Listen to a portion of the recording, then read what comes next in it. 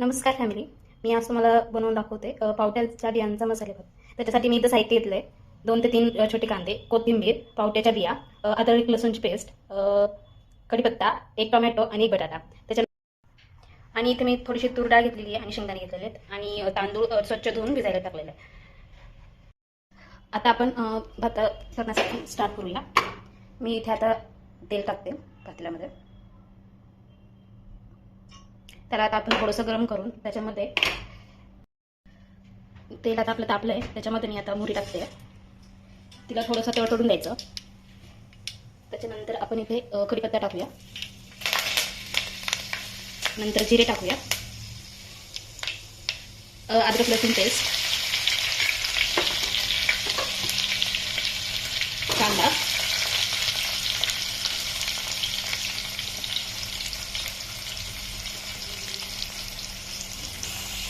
कांद्याला आता मी golden brown होतपर्यंत परतते. कांद्याला मी आता गोल्डन ब्राऊन होतपर्यंत परतते. कांद्यामध्ये आपण थोडंसं मीठ घालूया म्हणजे लवकर कांदा आपला ब्राऊन होऊन जाईल.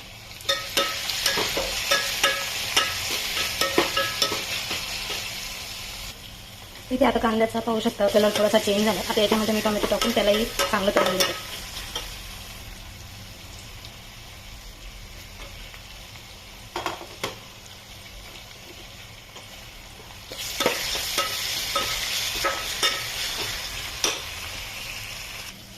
इथे मी आता थोडंसं गरम पाणी करायला ठेवलं. गरम पाणी टाकलं की भात पण लवकर शिजतो आणि भाताला चव पण चांगली येते. त्याच्यामुळे नेहमी गरम पाणी वापरायचं. याच्यामध्ये आता आपण शेंगदाणे आणि डाळ टाकूया. शेंगदाणे म्हणजे चांगले परतले जातात.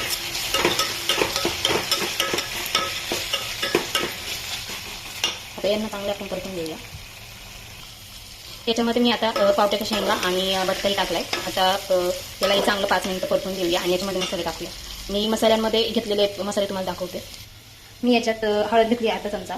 त्याच्यानंतर हा गरम मसाला घेतलाय अर्धा चमचा. त्याच्यानंतर हे कांदा लसूण मसाला 1 चमचा आहे. त्याच्यानंतर हा बिर्याणी मसाला 2 चमचे आहे. ही धनिया पावडर 1 चमचा आहे आणि हा चिकन मसाला 1 ते 1.5 चमचा आहे आणि हा किचन किंग अर्धा चमचा आहे. तुमच्या आवडीनुसार तुम्हाला जर तिखट अजून पाहिजे असेल तर याच्यामध्ये तुम्ही अजून थोडेसे स्पायसेस ॲड करू शकता. मी आता याच्यामध्ये सगळे मसाले टाकलेत आणि आता चांगले त्यांना परतून घेऊया. सगळे मसाले चांगले परतून घ्यायचे.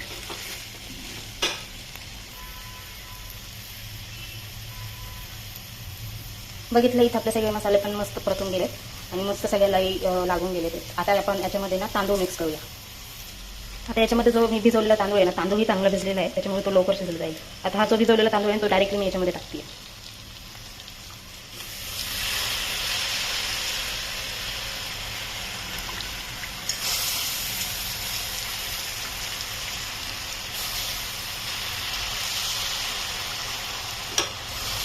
आता मी तांदूळ टाकून घेतलाय सगळा.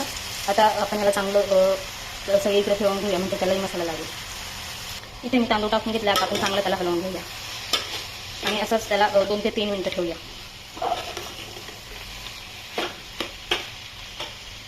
इथे आता तांदूळ पण चांगला परतला गेला आहे मसाल्यामध्ये. आता आपण त्याच्यामध्ये पाणी टाकूया.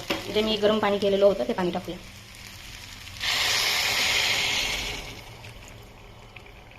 हा इंद्रायणी राईस तर त्याला जास्त पाणी लागत नाही. त्याच्यामध्ये जास्त पाणी टाकत नाही. तुम्ही तुमच्या नुसार पाणी टाकू शकता. आता किती सुंदर दिसतंय.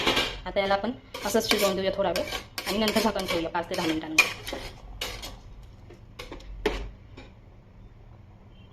याच्यामध्ये कोथिंबीर ॲड करते आणि थोडीशी कसुरी मेथी आपण ॲड करूया. इथे मी थोडीशी कसुरी मेथी घेतली, ती ॲड करूया आपण आणि वरतून थोडंसं तूप, नाहीतर मग तुमच्याकडे बटर असेल तर बटरही चालेल, तेही ॲड करूया.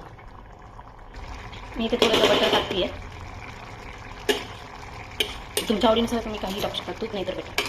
आता हे आपण चांगलं हलवून घेऊया. तुम्ही बटर भात शिजल्यानंतरही जरी टाकलं तरीही चालेल.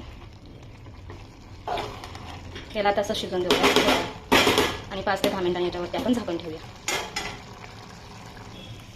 आता 5 ते 10 मिनिटं झालेले आहेत, 5 मिनिटं झालेली आहेत. आता आपण याला परत हलवून घेऊया आणि एकजीव करूया. इथे आपण भाताला चांगलं हलवून घेतलंय. आता याच्यावरती आपण झाकण ठेवूया आणि 5 मिनिटांनी खाऊया परत. आता 5 ते 7 मिनिट झालेले आहेत, तर आपण आता झाकण काढूया आणि परत एकदा भाताला चांगलं हलवून घेऊया. भात तसा शिजलेला आहे, अजून 2 ते 3 मिनिटं फक्त झाकण ठेवूया, म्हणजे आपला भात तयार होईल. इथे आता परत 2 मिनिटं झालेले आहेत, तर आपण आता पाहूया आपला राईस फुल्ली शिजलेला आहे की नाही.